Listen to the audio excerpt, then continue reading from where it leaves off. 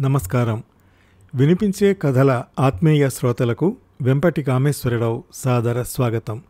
ఈనాటి 779వ వినిపించే కథ వికే 779 ఉషా వెలగపూడి సీతారామయ్య స్మారక కథల పోటీలో ప్రోత్సాహక బహుమతి పొందిన కథ. నవరసాల పక్షపత్రిక ఉషా నవంబర్ నెల దీపావళి ప్రత్యేక సంచికలో ప్రచురించబడిన కథ. పూర్ణిమ గారి కథ నాలో ఉన్న నేను. రచయిత్రి ఇంతవరకు 10 కథల వరకు వ్రాశారు. ఎక్కువగా ఈనాడు ఆదివారంలో ప్రచురించబడ్డాయి. జాగృతి, ఆంధ్రభూమిలో కూడా 1-2 కథలు ప్రచురించబడ్డాయి. ఈనాడు కథల పోటీలో 3వ బహుమతి పొందిన అమ్మ ఒడి అనే కథకి కన్నడంలో ప్రియాంక అనే పత్రికలో అనువాద కథలలో మొదటి బహుమతి వచ్చింది. వారి కథ నాలో ఉన్న నేను ఇప్పుడు వినిపిస్తాను.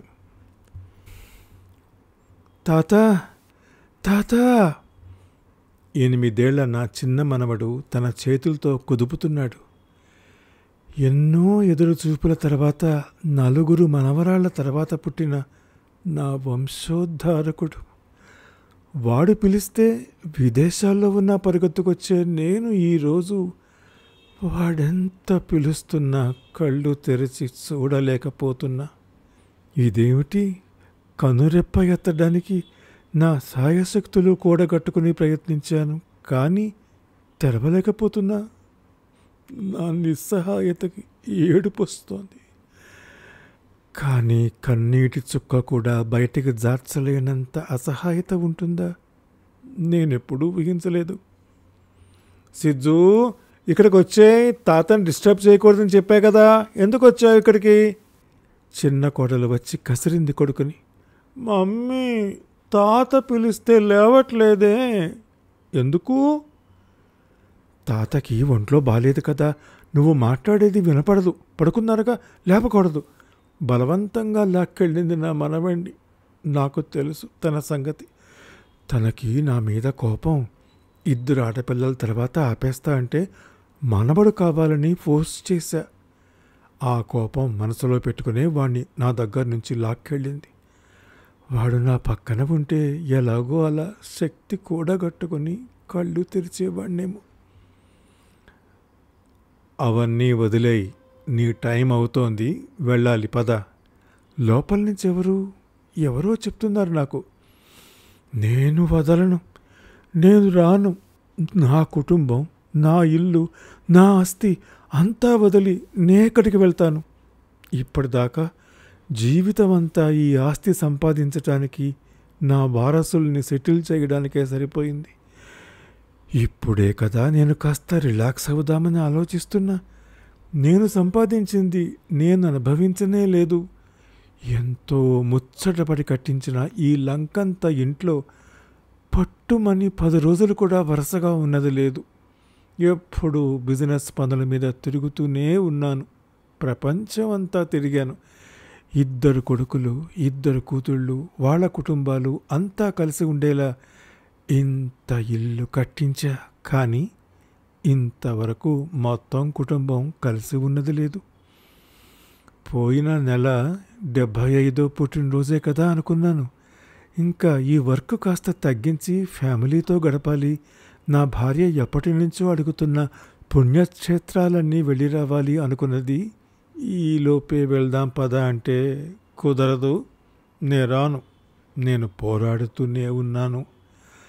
పల్స్ వీక్ అవుతోంది అంటున్నాడు నా తమ్ముడి కొడుకు, డాక్టర్ వాడు. ఇంకా ఇంట్లో ఉంచడం మంచిది కాదు, బయటికి తీసుకెళ్ళడం బెటర్. ఎవరు అంటున్నది ఈ మాట? నా తమ్ముడి గొంతది. వాడి కొడుకు ఏదో చెప్తే మాత్రం నా ఇంట్లో నుంచి నన్ను బయట పెట్టమంటాడా? ఎంత ధైర్యం వాడికి! నా చిన్న కూతురు, వాడు ఒకేసారి మెడికల్ ఎంట్రన్స్ రాశారు. దానికి రాలేదు సీటు, వీడికి వచ్చింది. డొనేషన్ కట్టి జాయిన్ చేసి ఉండాల్సింది నా కూతుర్ని. అప్పుడు ఆడపిల్ల చదువుకి అంత ఖర్చు ఎందుకులే అని అప్పట్లో వదిలేశాను. ఇప్పుడు అనిపిస్తోంది నా ఇంట్లో నుంచి ఒక డాక్టర్ ఉండాల్సింది. అంతా వీడికే తెలిసినట్టు వీడు చెప్పటం, వెనక వీళ్ళ నాన్న వంత పట్టడం. ఏమిటి, అందరూ నన్ను ఎక్కడికి తీసుకెళ్తున్నారు? నా మంచం మీద నుంచి నన్ను దింపుతున్నారు. నాకెంతో ఇష్టమైన నా మంచం మలేసియా నుంచి తెప్పించుకున్నాను, ప్రత్యేకంగా ఆర్డర్ చేయించి. ఇక్కడ నుంచి ఎక్కడికి తీసుకెళ్తున్నారు? అదేమిటి, నేల మీద చాప వేసి కారు షెడ్లో పడుకోబెడతారా నన్ను? తన కొడుకు చదువుకి సాయం చెయ్యమంటే చెయ్యలేదని నా తమ్ముడికి నా మీద కోపం ఉండి ఇలా చేయమని చెప్తే మాత్రం నా భార్య పిల్లలు నన్ను ఇలా కార్ షెడ్లో పడుకోబెడతారా? భగవంతుడా, ఒక్కసారి కళ్ళు తెరవని, ఒక్కసారి నన్ను మాట్లాడనివ్వని. ఎంత గింజుకుంటున్నా నా రెప్ప కూడా కదలడం లేదు. ఇవన్నీ నీకనవసరం, రా వెళ్దాం. ఏదో బలమైన శక్తి గుంజుతోంది. నాకెలా అనవసరం? నో, నే రాను. నా పోరాటం నేను సాగిస్తున్నాను. ఎలా ఉంది నాన్నగారికి ఇక్కడ పెట్టారు? మా పక్కింటి తమిళయ్యన్ గొంతు. వీడికెందుకు నాకెలా ఉంటే? లోపల హ్యాపీగానే ఉంటుంది వాడికి, నాకు తెలుసు. మా మామిడి చెట్టు కొమ్మ వాడింటిపై కొంత వాలుతుంది. అటుపడ్డ మామిడికాయలన్నీ వాడైతే చేసుకుంటాడు. నా భార్య చూసి కూడా ఊరుకుంటుంది, ఏమనదు. తీసుకుంటే తీసుకోనివ్వండి, మనం మాత్రం ఎన్ని తింటాం అట. నేను ఒకసారి చూసినప్పుడు గట్టిగా తగు వేసుకుని వార్నింగ్ ఇచ్చాను, మా కాయలు ముట్టుకుంటే కుదరదని. అప్పటి నుంచి వాడు మాట్లాడాడు నాతో. ఇప్పుడు కావాలని వచ్చాడు, నాకు తెలుసు. లోపల సంతోషిస్తూ ఉంటాడు. అందరూ ఇక్కడే ఉన్నారు, కానీ నా పెద్ద కొడుకు ఇంకా రాలేదే. వస్తాడా రాడా? ఆస్తి పంపకాలలో చిన్నవాడికి ఎక్కువ రాశా అని అలిగాడా? మరి వీడు నాకు వారసుడినిచ్చాడు. నా మనవడికి నా పేరు ముందుకు తీసుకెళ్లేవాడికి వాటా ఎక్కువ ఇవ్వాలిగా. అయినా వాడికి చిలక్కి చెప్పినట్టు చెప్పాను, మగపిల్లాడు పుట్టాలిరా, మళ్ళీ ట్రై చెయ్యి అని. నాకెవరన్నా సమానమై నా కూతుళ్ళే చాలు నాకు అన్నాడు. నాకు సమానమే నా కొడుకులు కూతుళ్ళు, కానీ కొడుకులు కొంచెం ఎక్కువ సమానం. ఆ విషయం అర్థం చేసుకోలేదు వాడు. మళ్ళీ ప్రయత్నించాను, కళ్ళు విప్పుదాం లేదా వేలు కదుపుదాం అని. కుదరటం లేదు. బలమైన శక్తి లాగుతోంది. పెనుగులాడుతున్నా కానీ ఇంకా ప్రతిఘటించలేకపోతున్నా.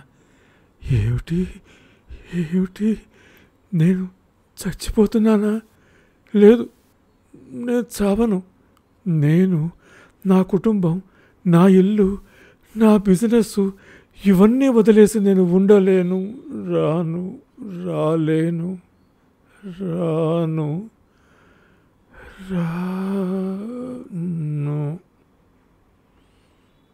సడన్గా నేను లాగయ్యబడ్డాను. సెకండ్లో 1000వ వంతు కూడా కాదేమో నేను బయటికి వచ్చేసాను. ఒక్కసారిగా శాంతి. ఇంతవరకు ఉన్న ఆవేదన, దుఃఖం, కోపం ఏమీ లేవు ఇప్పుడు. ఎంత ప్రశాంతంగా ఉందో. నాకందరూ కనిపిస్తూనే ఉన్నారు. అక్కడ ఉన్న నా శవంతో సహా అందరూ ఏడుస్తున్నారు.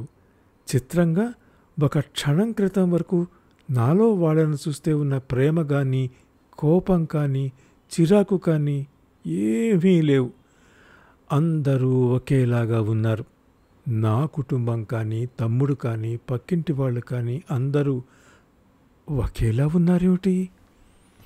వాళ్ళెవరో నాకు తెలుస్తోంది, కానీ ఎందుకో అందరూ ఒకటే అనిపిస్తున్నారేమిటి? అక్కడ పడుకున్న నా శరీరం చూస్తుంటే నాకేం అనిపించట్లేదు. ఎందుకు?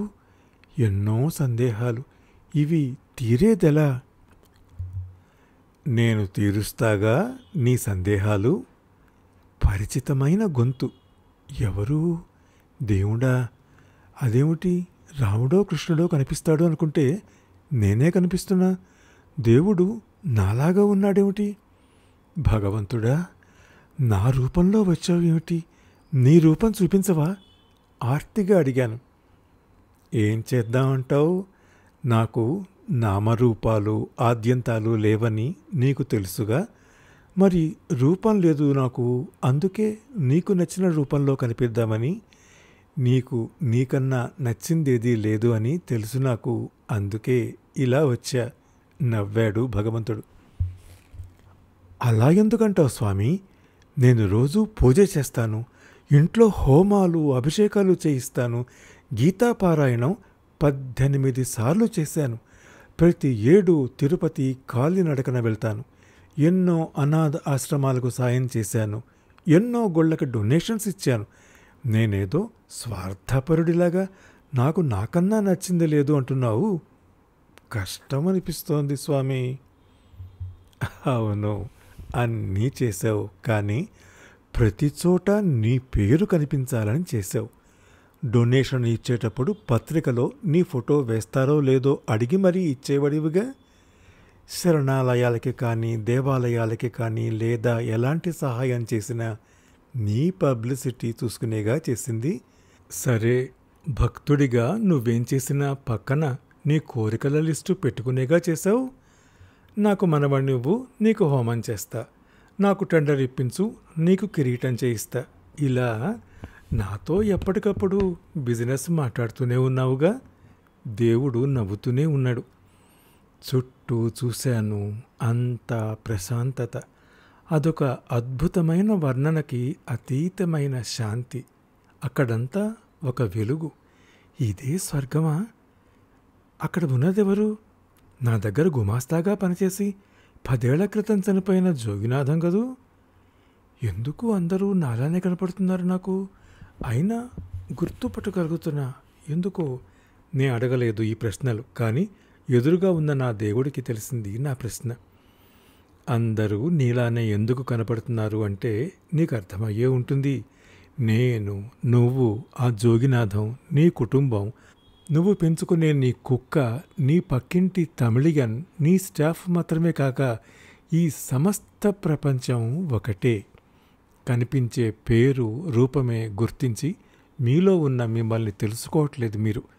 నువ్వైనా నీ శరీరాన్ని, నీ పేరుని ఎంతగా ప్రేమించావంటే నీతోనే ఉన్న, నిన్ను అంటే ఉన్న నన్ను పూర్తిగా మర్చిపోయావు. ఇప్పుడు నీకు అర్థమై ఉంటుంది మొత్తం అంతా కూడా ఒకటే స్వరూపం అని. అర్థమైంది స్వామి. నీ విరాట్ స్వరూపం, ఈ సమస్త జగత్తు నువ్వే నాతో సహా అర్థమైంది. కానీ ఈ విషయం నా శరీరం నిలిచి ఉన్నప్పుడే చెప్పచ్చుగా. నాతోనే ఉన్నావు, నేనే నువ్వంటున్నావు. మరి అప్పుడెందుకు తెలియలేదు? నువ్వు తెలియనివ్వలేదు. కామ, క్రోధ, లోభ, మోహ, మదమాత్సర్యాలతో కప్పేశావు నన్ను. నా, నేను అనే 2 పదాలు నీలోనే ఉన్న నన్ను చూడనివ్వలేదు, విననివ్వలేదు. నేను చివరిదాకా చెప్తూనే ఉన్నాను, ఇవన్నీ వదిలేయని. చివరి క్షణంలో కూడా ఏదీ విడవలేకపోయావు. అందుకే తెలియలేదు. ఇప్పుడు అవేవీ లేవు, అందుకే నేను చెప్పేది అర్థమవుతోంది. So simple. ఎంత అందమైన నవ్వు, ఆ నవ్వులో ఎంత ప్రశాంతత. మరి బయలుదేరు, మళ్ళీ టైం అవుతోంది. మళ్ళీ ఎక్కడికి స్వామి? నీ మనవరాలి గర్భంలోకి. ఏది వదలలేను అన్నావుగా చివరి వరకు. అందుకే మరి నీ కోరిక తీర్చడానికి నీ కుటుంబంలోకే పంపుతున్నాను. వద్దు స్వామి, అప్పుడు అజ్ఞానంలో అనుకున్నాను, నన్ను పంపకు, నిన్నొదిలి నేను వెళ్ళను. అయినా ఆ జోగినాథం ఎప్పుడో ఇక్కడికి వచ్చి ఇంకా ఇక్కడే ఉన్నాడు. అతని లైఫ్ స్టైల్ నాకు తెలుసు కదా. అతను ఎవ్వరికీ ఏమి చేసింది లేదు. జీతం తీసుకోవటం, తన ఇంటి కోసం వాడుకోవటం మాత్రమే చేశాడు. తన కుటుంబం కోసం మాత్రమే తనైనా పనిచేశాడు. అది స్వార్థమే కదా. ఆయనిక్కడ ఉండగా లేంది నన్నెందుకు పంపిస్తావు? నిజమే, అతనికి అతని కుటుంబం కోసం కష్టపడటంతోనే జీవితం అంతా గడిచింది. కానీ రోజు అతను వీధి కుక్కలకి ఆహారం పెట్టేవాడు. ఎటువంటి ప్రతిఫలాపేక్ష లేకుండా. అతనికి వీలైనంత వరకు ఎవరికీ అపకారం చేయలేదు. తన పరిధిలో తనకి వీలైనంత వరకు ఎవరి మధ్య భేదం చూపలేదు. ఇది మరీ అన్యాయం స్వామి. కుక్కలకి ఆహారం అందించినందుకు ఉంటాడా ఇక్కడ? నేను ఎలా అయితే ఎన్ని అనాథ శరణాలయాల్లో భోజనాలు పెట్టాను. నేనెవరికీ నాకు తెలిసినంత వరకు అపకారం చేయలేదు, ఎవరి పట్ల భేదం చూపలేదు. మరి నన్నెందుకు పంపుతున్నావు వెనక్కి? తీవ్ర అభ్యంతరం తెలిపాను. ముందే చెప్పానుగా, నువ్వేం చేసినా ఫలితం ఆశించి చేసావు. నీ సర్వీస్ అంతా నీ పబ్లిసిటీ కోసమే. ఫోటో వీడియో కవరేజ్ లేకుండా ఏం చెయ్యవుగా. అంతెందుకు, ఈ జోగినాథం కొడుక్కి యాక్సిడెంట్ అయి అర్జెంటుగా ₹1,00,000 కావాల్సి వచ్చి నిన్నడిగితే నువ్వు ఇచ్చావా? ఇవ్వలేదుగా. కానీ అదే 1,00,000 పెట్టి గుడిలో దేవుడికి వెండి తొడుగు కిరీటం చేయించి పేపర్లో వేయించుకుని పబ్లిక్తో దండాలు పెట్టించుకున్నావు. నీ దృష్టిలో అది అపకారం కాకపోవచ్చు, కానీ చేయగలిగిన సహాయం చెయ్యలేదు. నువ్వేదైనా నీకు ప్రయోజనం కలిగేటైతే మాత్రమే చేస్తావు. కనీసం నీ కుటుంబ సభ్యులందరి మీద చూపే ప్రేమలో కూడా భేదం ఉంది. కూతురు కోడలిలో కూతురెక్కువ, కొడుకు కూతురిలో కొడుకెక్కువ, మళ్ళీ కొడుకులిద్దరిలో నీ మాట వినే రెండో కొడుకెక్కువ. నిజమా కాదా? కాదని ఎలా చెప్పగలను? అజ్ఞానంలో జరిగిన తప్పులు స్వామి అవన్నీ. నేను అంటే ఆ శరీరం, ఆ పేరు మాత్రమే అనుకుని నాలో ఉన్న నేనుని గుర్తించలేదు. కానీ నాకు వెళ్ళాలని లేదు. నిన్ను వదిలి దూరంగా నే ఉండలేను. నన్ను పంపకు స్వామి, పంపకు. ప్రాధేయపడ్డాడు. మళ్ళీ దూరం అంటావు? నేను నీలోనే ఉన్నాను ఇన్నాళ్ళు కూడా అని ఇప్పుడేగా తెలుసుకున్నావు. నీలో ఉన్న నువ్వు నేను ఒకటే అని నువ్వు గుర్తిస్తే సమస్త జగత్తులో ఉన్న నన్ను చూడగలుగుతావు. లేదంటే ఈ జనన మరణ చక్రంలో తిరుగుతూ ఉంటావు. సరే వెళ్దాం. మరి నాతోనే ఉంటావుగా నువ్వు? తల్లి గర్భంలో ఉన్నప్పుడు కూడా మనం కలిసే ఉంటాం. మళ్ళీ చెప్తున్నా, నీలోనే ఉన్నాను నేను. ఆ విషయం గుర్తు ఉంచుకుని నీలో ఉన్న నన్ను, అందరిలో ఉన్న నన్ను నువ్వు చూడగలిగితే ఇక్కడ ఉన్న ప్రశాంతతే అక్కడ ఉంటుంది. నీకు మళ్ళీ మళ్ళీ పుట్టాల్సిన అవసరం ఉండదు. ఎప్పుడైతే ఆ విషయం మర్చిపోయి నీ శరీరం, నీ పేరే నువ్వనుకుని నేను నా వాళ్ళు బాగుంటే చాలు, ఇంకేం అక్కర్లేదు అనుకున్న నాళ్ళు ఇంతే. మరి ఈసారి అలా జరగదు. నాలో ఉన్న నిన్ను నేను వదలను. చూద్దాం. మనోహరంగా నవ్వాడు దేవుడు. ఎలా అనిపిస్తోంది లోపల? అప్పటికే గర్భంలోకి వచ్చి 8 నెలలు నిండాయి. చాలా బాగుంది స్వామి. ఎప్పుడూ నాతోనే ఉన్నావు. మనం మాట్లాడుకుంటూనే ఉన్నాం ఇన్ని నెలలు. అందుకే ఇంత బాగుంది. నేను నిన్ను వింటూనే ఉన్నాను. ఈసారి చూసావా, మారిపోలేదు. చూద్దాం. అదే మనోహరమైన నవ్వు.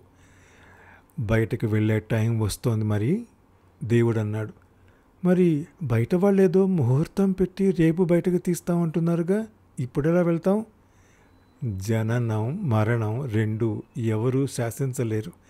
కానీ అనుకుంటారు అలా మంచి ముహూర్తం పెట్టి పుట్టిద్దామని. కానీ ఏది ఎలా ఎప్పుడు జరగాలో అలానే జరుగుతుంది. పద వెళదాం. మరి నన్ను వదలకూడదు స్వామి. నేను నిన్ను వదలను. కానీ వదలను అని నీకు గుర్తుండాలిగా. ఎప్పట్లానే మర్చిపోతావేమో. ఈసారి అలా జరగదు, దృఢ విశ్వాసంతో చెప్పాను. చూద్దాం. మళ్ళీ అదే అందమైన నవ్వు. అనుకోకుండా నొప్పులు వచ్చేసరికి అమ్మ ఎంత కష్టపడుతోందా కదా నన్ను ప్రసవించడానికి. విచారంగా అన్నాను. నీకు కష్టమేగా బయటికి వెళ్ళడం, నువ్వు ఇబ్బంది పడాల్సిందే, సానుభూతిగా అన్నాడు దేవుడు. నాతో నువ్వున్నావుగా స్వామి, నాకేం కష్టం. మంచిదే, ఇప్పటికి గుర్తున్నాను. పద వెళ్దాం మరి. అదే నవ్వు. సడన్ నొప్పులు వచ్చి కంగారు పెట్టింది. కానీ బాగుందమ్మా నీ పాప. బయటికి వచ్చిన నన్ను చూసి డాక్టరు, నర్సు అందరి మొహంలో నవ్వు వచ్చింది. ఈసారి నేను అమ్మాయిగా పుట్టానా? పాప చాలా ముద్దుగా ఉంది మేడం, అంతా మీ పోలికే, అమ్మకు చెప్తోంది సిస్టర్. అంత బాగున్నానా నేను? గర్వంగా అనిపించింది. అదే వద్దు, అలా నేను అనుకోవద్దు. ఎవరది అలా చెప్పేది? మా అమ్మేది? నన్ను విడిగా ఉయ్యాల్లో ఎందుకు వేశారు? మా అమ్మకి ఇవ్వండి, నన్ను ఒంటరిగా ఎలా ఉంటాను? నే ఉన్నాగా నీతో, ఎందుకు భయపడుతున్నావు? నీతో ఉన్నా చూడు. వద్దు, నాకు మా అమ్మే కావాలి, నన్ను మా అమ్మకి ఇవ్వండి. గట్టిగా ఏడవటం మొదలుపెట్టాను. అదే మనోహరమైన నవ్వు. తరువాత నాలో ఉన్న నేను వినిపించటం మానేసింది. నన్ను మా అమ్మ దగ్గర పడుకోబెట్టారు. పంతం తీరిన నేను తృప్తిగా నిద్రపోయాను. ఉషా వెలగపూడి సీతారామయ్య స్మారక కథల పోటీలో ప్రోత్సాహక బహుమతి పొందిన కథ, 779వ వినిపించే కథ, నవరసాల పక్షపత్రిక ఉషా నవంబరు నెల దీపావళి ప్రత్యేక సంచికలో ప్రచురించబడిన కథ, పూర్ణిమ గారి కథ నాలో ఉన్న నేను విన్నారు. ఈ కథను నేను వినిపించిన తీరు మీకు నచ్చితే లైక్ చేయండి, మీ కాంటాక్ట్స్కి షేర్ చేయండి, మీ అమూల్యమైన అభిప్రాయాన్ని కామెంట్ రూపంలో నాకు తెలియజేయండి.